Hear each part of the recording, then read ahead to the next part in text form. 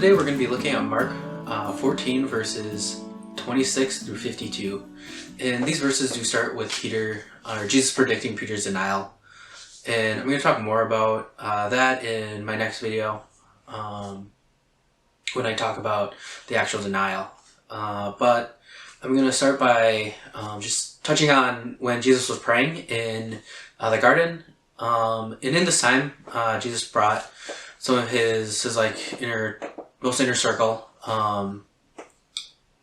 with him to the spot and told him to pray, and then went off and prayed by himself. And he prayed that the cup would be taken away from him if it is God's will. The cup being the judgment that all of humanity deserves. And he prayed this multiple times, and ultimately he was willing to trust God in the ultimate plan of removing the sins through his death on the cross. He also, as he was praying his prayers, he would go back to his disciples, and he would find them sleeping, and he would tell them to wake up, or he told them to wake up the first time, and then the second time he didn't. And ultimately he came back after the third time and said, "This is enough. My time has come," or "My hour has come," depending on your translation.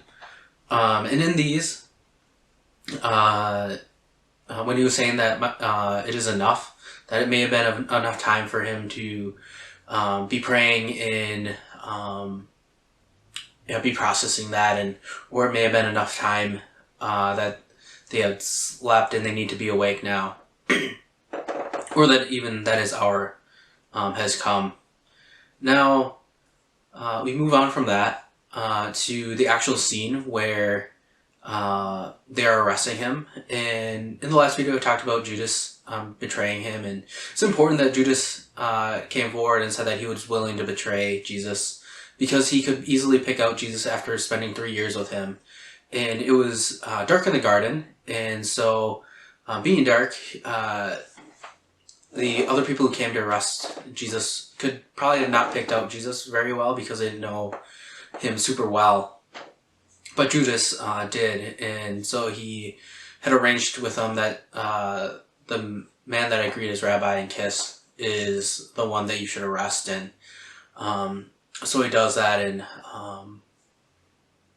and then we go on to just see his disciples' reactions to this. And this is when one of his disciples comes and stabs the chief priest's servant and slices off his ear, which may have been more of a blow trying to kill the servant as opposed to a blow trying to just scare him.